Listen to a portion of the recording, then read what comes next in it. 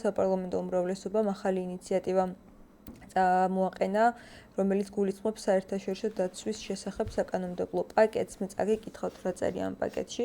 სისხლის სამართლის კოდექსს ემატება სასჯელის ახალი სახე უცხოელის საქართველოდან გაძევება და განსაზღვრული ვადით საქართველოში შემოსვლის აკრძალვა, ასევე ადმინისტრაციულ სამართალდარღვევათა კოდექსში ჩაემატა ადმინისტრაციული სახდელის ახალი სახე უცხოელის საქართველოდან გაძევება და უცხოელის საქართველოში შემოსვლის აკრძალვა.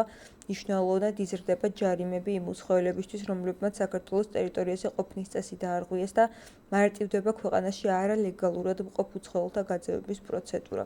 თავდაპირველად მოდი ამ ნაწილზე ვისაუბროთ, რაც ხელისუფლებამ გუშინ თუ ორსებმა მოკამდინარაძემ გამოაცხადა და დაინიცირდა და ალბათ ამ ცვლილებებს შეიტანენ და მეორეს მხრივ ვისაუბროთ იმ თემაზე, გასაგებია არალეგალ მიგრანტთა რაოდენობა 25,000 და ალბათ უფრო მეტიც, რაც დასახელებული იყო სწორედ არახვალიძის მხრიდან, მაგრამ აქ ალბათ არალეგალ მიგრანტში უკვე აღარ არის საქმე და საერთოდ ლეგალურად არის შემოსული თუ არალეგალურად ეს ნაწილი დროებით გვერდით უნდა გადავდოთ იმ კონტექსტში, რომ როგორც არ უნდა იყოს, იმდენად გამარტივებული არის ქვეყანაში შემოსვლა და იმდენად გამარტივებული არის ბინადრობის უფლების მოპოვება, რომ ძალიან ხელსაყრელი ხდება საქართველოში საცხოვრებლად სამუშაოდ გადმოსვლა ისეთი ქვეყნების მხრიდან, რომლებიც როგორც კულტურულად, ისე იდეოლოგიურად, რელიგიურად ძალიან შორს არიან საქართველოსგან. სინამდვილეში ამ ინიციატივის შინაარსი იყო არალეგალური მიგრანტების გაძევების პროცედურების გამარტივება და უფრო მკაცრი ფორმების დაწესება. ჩარიმა გაიზარდა და გამარტივდა გაძევების პროცედურა. ანუ სინამდვილეში გაძევების პროცედურა ისედაც არსებობდა და არალეგალურად საქართველოში ყოფი ხალხის გაძევება არ ხდება სათანადოდ, არ იძებნებიან და თვითონ ამბობენ, რომ არც ვიცით რამდენია და ასე შემდეგ. ეგ გამომდინარეობს თავრობის ნების არარსებობიდან და არა კანონმდებლობის კანონმდებლობაში შეზღუდვების არარსებობიდან. მხოლოდ არალეგალებზე იყო აქცენტი და არა ლეგალურად შემოსულებზე. იმიტომ ვიძახი, რომ ეს ინიციატივა, რომელიც გუშინ წარმოადგენს, სინამდვილეში კოსმეტიკური შინაარსის არის ხალხის საინფორმაციო განწყობების შექმნაზე მიმართული და შინაარსობრივად არაფერს არ ცვლის. აი როგორც მაგალითად 2 თვის წინ გამოაცხადეს, რომ აი ახლა ნარკომანიასთან ბრძოლის სამართლებრივ ბერკეტებს, კანონებს ცვლით და აი ახლა ნახეთ რა სუზამთ ამ ნარკოტიკების გავრცელების პრობლემას, ახლა მანდ ხო გასაგები იყო, რომ აი რაღაცა ნარკოვაჭრობაზე, ბარიგობაზე გაზარდეს სასჯელი, ძალიან მაღალი სასჯელი იყო ისედაც, კაია რომ გაზარდეს, მაგრამ მაღალი სასჯელი იყო ისედაც, უბრალოდ არ იჭერდნენ ბარიგებს. ეგ იყო პრობლემა. პრობლემა ის კი არ იყო, რომ სასჯელი არ არის. პრობლემა ის იყო, რომ ახლა რომ ვიღაცა გამოვიდეს და აი მკვლელობები ხდება და იცით რა, ამ მკვლელობებზე უნდა გაუზარდოთ სასჯელი. არის სასჯელი მკვლელობებზე, წლობით ადამიანი იგულისხმება, რომ ციხეში უნდა წავიდეს, ეგრევე ბარიგობაზე ზუსტად იგივე ხდებოდა.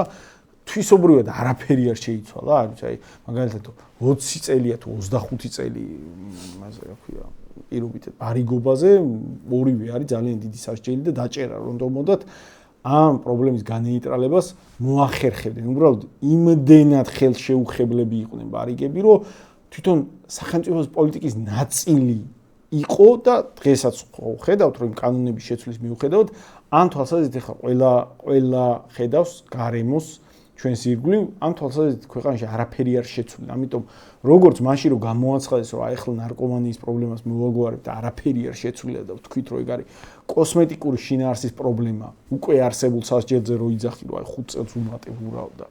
მაგას გვისაღებ პრობლემად, ისე ეს არის უბრალოდ საინფორმაციო შინაარსის ცვლილებები, თითქოს რამეს ცვლიან, რომელიც რეალურ შინაარსს მოკლებულია, იმიტომ რომ რა ვიცი, აი ამ საკანონმდებლო ცვლილებების შინაარსი არის, რომ არალეგალურად საქართველოში ვინც არის, ვისი გაძევების მექანიზმებიც ისედაც იგულისხმებოდა კანონმდებლობაში, ვინც უბრალოდ გაძევება არ ხდებოდა, იმიტომ რომ არც ეძებდნენ იმ ხალხს, რა ვიცი, 25,000-ია თუ 20,000-ია თუ 30,000-ია, ეგ არ ვიცითო, თორე გაძევების მექანიზმი იყო და უბრალოდ არც ეძებდნენ. აი მაგ ხალხის გაძევების მექანიზმი უბრალოდ გავამარტივეთ და ჯარიმა გავამკაცრეთ. მთელი შინაარსი არის ეგ. აქედან გამომდინარე ეს დაანონსებული ცვლილებები, რომლებიც მეორედ დაანონსეს, მანამდე დაახლოებით 2-3 თვით ადრე, ისევ ჩვენი ხმაურის საფუძველზე მანამდეც და ეს გარკვეულ გამკაცრებას რაღაცა იგივე მიგრაციასთან დაკავშირებით. პერიოდ დამკაცრება ხოლმე, მაგრამ მიგრანტების რაოდენობა იმატებს. არაფერს აცვლიან და იმ გამკაცრების პასუხად ჩვენ რაც ვნახეთ იყო თვეში აძევებდნენ 100 მიგრანტს. 100 მიგრანტს თვეში, ოღონდ იმ პირობებში, როცა მაქსიმუმ 100-მდე მიგრანტს აძევებდნენ, ოღონდ იმ პირობებში, როცა საქართველოს შემოდის 1000-ობით მიგრანტი ყოველ თვე. 1000-ობით ადამიანი შემოდის მიგრანტად ყოველ თვე.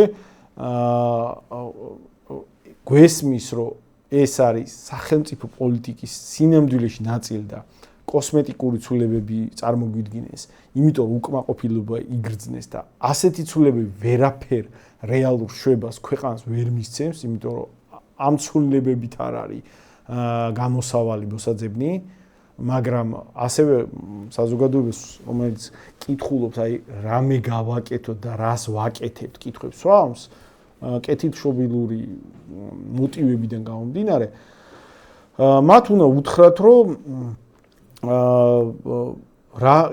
ერთ-ერთი მთავარი რაც უნდა ვაკეთოთ არის საზოგადოების ინფორმირება, იმიტომ რომ ეხლა ოცნების რეაქცია კი კოსმეტიკური ცვლილებების სახით ჯერ, მაგრამ მაინც რეაქცია შედეგია იმის, რომ საზოგადოება აღშფოთდა, საზოგადოება გაბრაზდა და ახლოვდება არჩევნები.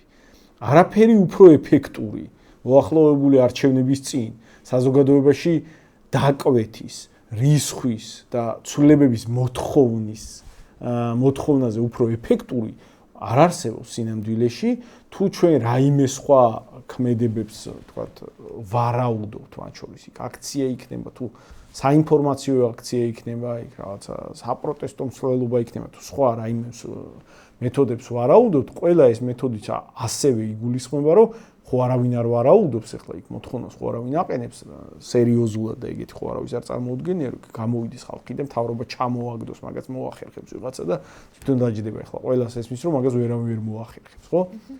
ყველამ ასეთი აქციის ამოცანაც იქნება საზოგადოების მეტი ინფორმირება, მეტი სამართლიანი რისხვის გამოწვევა იმისთვის, რომ ამ რისხვამ გააჩინოს ეფექტური ზეწოლა არჩევნების წინ და შეაცვლინოს მთავრობას პოლიტიკა. ამიტომ საზოგადოების ინფორმირება და განწყობების ფორმირება არის მთავარი რაც შეიძლება, რაც შეგვიძლია ვაკეთოთ და რასაც თუ ვინმე აქტიურად აკეთებს, თუ ვინმეს ძალისხმევის შედეგიას, აი რომელიმე პოლიტიკური ძალის, თუ რომელიმე პოლიტიკური ძალის საინფორმაციო ბრძოლის შედეგია ის, რომ მთავრობა უკვე იძულებული გახდა ალაპარაკოს, რომ კანონებს შევცვლი და რაღაც ახალ დაპირებებს გავაჩენ იმისთვის, რომ უსაფრთხოების განცდა გაუჩინო ხალხს, ეგ არის ჩვენი საერთო, მაგრამ მათ შორის პოლიტიკური ჯგუფებიდან ჩვენი ბრძოლის შედეგი. ამიტომ მაგაზე არათუ ზრუნავთ, ფიქრობთ, არამედ ყველაზე აქტიურად მუშაობთ მაგაზე და გარწმუნებთ ჩვენი, ასე ვთქვათ, თუ რაიმეზე ანალიზს ვცდილობთ და რაიმეზე დიდ დროს ხარჯავთ, რომ ვერსიები მოვიფიქროთ, არის ეს პრობლემა რეალურად პოლიტიკური გზით როგორ მოგვარდეს. რაც შეეხება ხა ბევრი მოთხოვნებია ხოლმე აქცია ჩავატაროთ, ქმედებაზე გადავიდეთ. გარწმუნებთ აქციასთან დაკავშირებით თუ ვინმეს აქციის ჩატარებით ცვლილებები გამოუწვევი ამ ქვეყანაში, ხო, ერთ-ერთი ჩვენ ნამდვილად ვართ და თუ რამე გვეხერხება, გამოცდილება გვაქვს და რამეს ვაცნობიერებთ, აქცია როდის არის ეფექტური და როდის რამდენად ეფექტურად შეიძლება ხალხის მობილიზება და ხალხის განწყობას თუ გრძნობთ ამ კუთხით, რა ვიცი, ჩვენ მაგის გამოცდილება ნამდვილად გვაქვს. მე მგონი ამაში რაღაცა დიდი მტკიცება არ გვჭირდება ამისი. უბრალოდ არის მომენტები, როცა ჩანს, რომ კი ხალხი განრისხებულია, მაგრამ ჯერ სათანადო რისხვა, სათანადო ინფორმაცია, სათანადო მასშტაბში არ არსებობს. ეხლა აქ ვინმე აქცია რო ჩაატაროს და იყოს მცირე რიცხოვანი, მით უმეტეს ჩვენნაირმა ჯგუფმა, რომელსაც წარსული გამოცდილებიდან გამომდინარე ამბიცია აქვს თვითონაც და გარედან ხალხიც მაგ მოთხოვნას უყენებს, რომ აქცია მრავალრიცხოვანი უნდა იყოს და ჩვენაირმა ჯგუფმა თუ ჩაატარა აქცია და სათანადო რიცხოვნობა არ იყო, მან პირიქით თემა დაზიანდება. მან უნდა გვესმოდეს, რომ იგი იქნება სურათი, სადაც საზოგადოება მით უმეტეს აქ გვესმის, რომ ძალიან ბევრი ჩასაფრებული, კრიტიკულად განწყობილი, მტრულად განწყობილი ამ თემის მიმართ, პირდაპირ ფინანსური მოტივებიდან გამომდინარე, მთავრობის ირგვლივ არსებული მთელი რაღაცა წრეა, რომელიც ამ თემას უტევს, მან ის ჩასაფრებული ხალხი საკითხს ისე დააყენებს, რომ არ არის ესე იგი ხალხი შეწუხებული ამ თემით. ასეთივე გამარგინალება იყო ხოლმე პროცესის საწყენად არ ვამბობ, მაგრამ აი მიწის გასხვისებას როცა აპროტესტებდნენ ხოლმე ისევ არაბებზე მათ შორის და ირანელებზე ქალაქ გარეთ და არაერთი სიუჟეტი მე როგორ ჩვენს გაგვიკეთებია,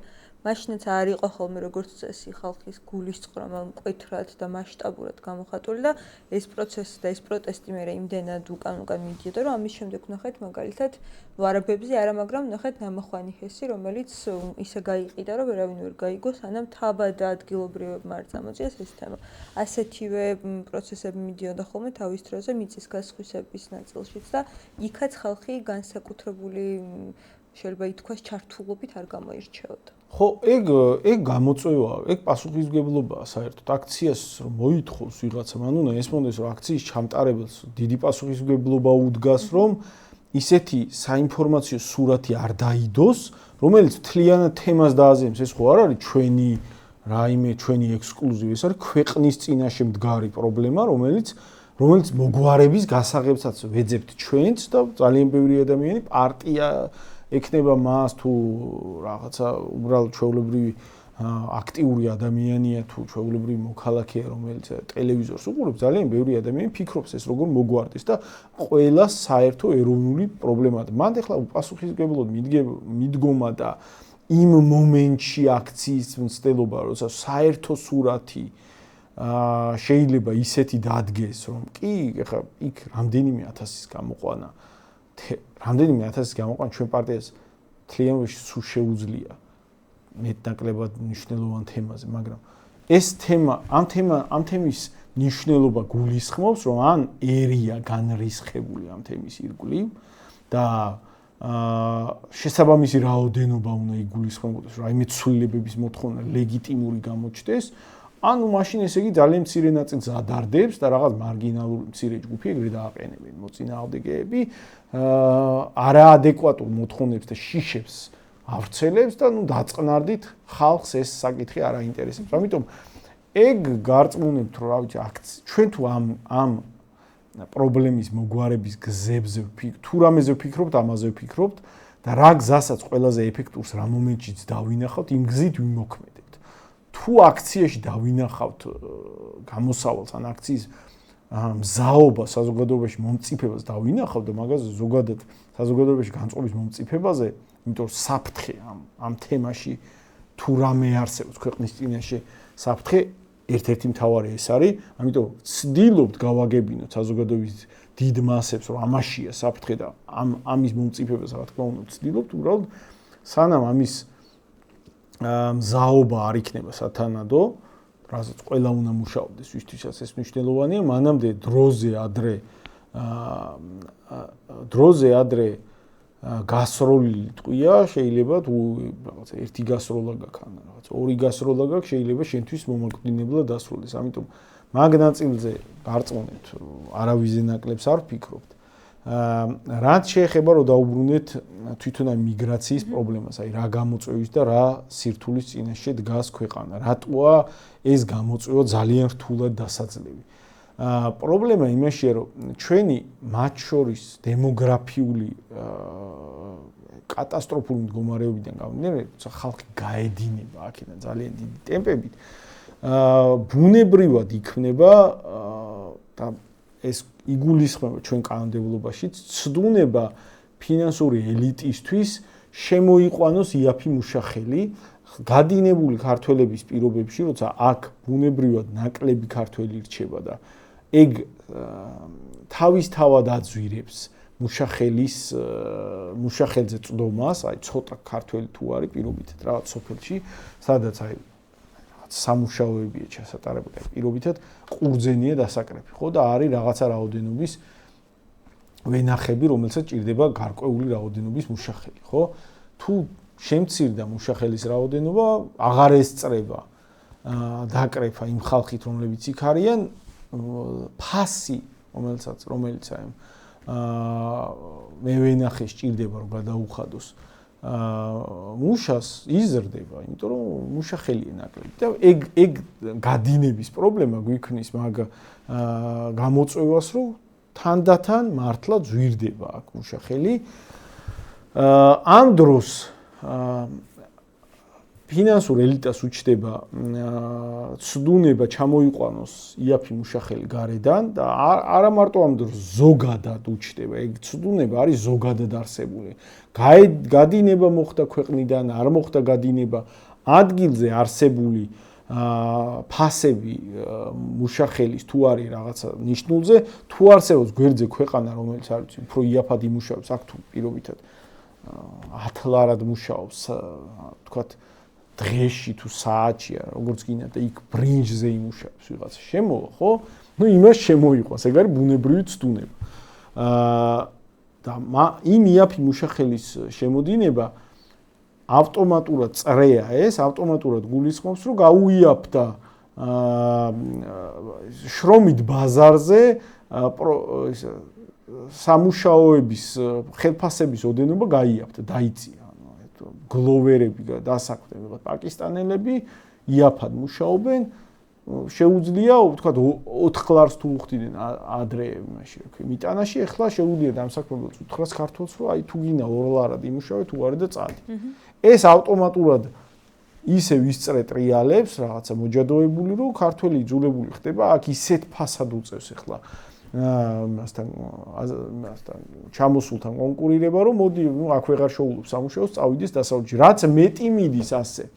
მით უკვე რაღაცა ბიზნეს ელიტა გარკვეულ იძულებაში ვარდება, თუ უკვე რაღაცა კრიტიკული მასა გავიდა ქართველების, ნუ მან რაღაც მომენტში შეიძლება სამუშაო ძალა აღარც არსებობდეს და იძულებულიც გახდნენ, რომ შემოიყვანონ და დაასაქმონ. და მანდიდან გამომდინარე, ეგ რაღაცა ჩაკეტილ წრეში მოხვდებით რაღაც მომენტში, ახლა შეიძლება ეს წრე ჯერ კრიტიკულ ნიშნულამდე მისული არ არის, ოღონდ ახლოს არის ჩაკეტილ წრეში მოხვდებით, სადაც ადგილობრივი ბიზნეს ელიტა, ფინანსური ელიტა ელიტის ინტერესი ბუნებრივი მტერია ქვეყნის სახელმწიფოებრივი ეროვნული ინტერესი. ანუ ელიტა სჭირდება იაფი მუშახელი, თან ქართველები იმდენი წავიდნენ რაღაც მომენტში წავლენ ამის საფრთხე დგას, რომ ვეღარც შოულობს ქართველებს, სურო ვთქვათ უცებრო გაყარო ეს ყველანი რაღაც მომენტში აღარ ეყოფა ქართველები, ვეღარ შოულობს არსებულ საწარმოო და რაღაცა ეკონომიკურ სიმძლავრეებს და ნუ ის ბიზნეს ელიტა ლობირებს იმას, რომ აქ შემოდინების და მიგრაციის კანონმდებლობა და პოლიტიკა იყოს ლოიალური იაფი მუშახელის შემოყვანაზე. ანუ სინამდვილეში ჩვენ ეხლა შევდივართ ძალიან კრიტიკულ მომენტში, სადაც ბიზნეს ელიტა, ქვეყნის ფინანსური ელიტის ინტერესი, ბუნებრივი ფინანსური ინტერესი ხდება ქვეყნის ეროვნული ინტერესის მტერი. და ფინანსური ელიტის გაჩერება არის ყველაზე რთული.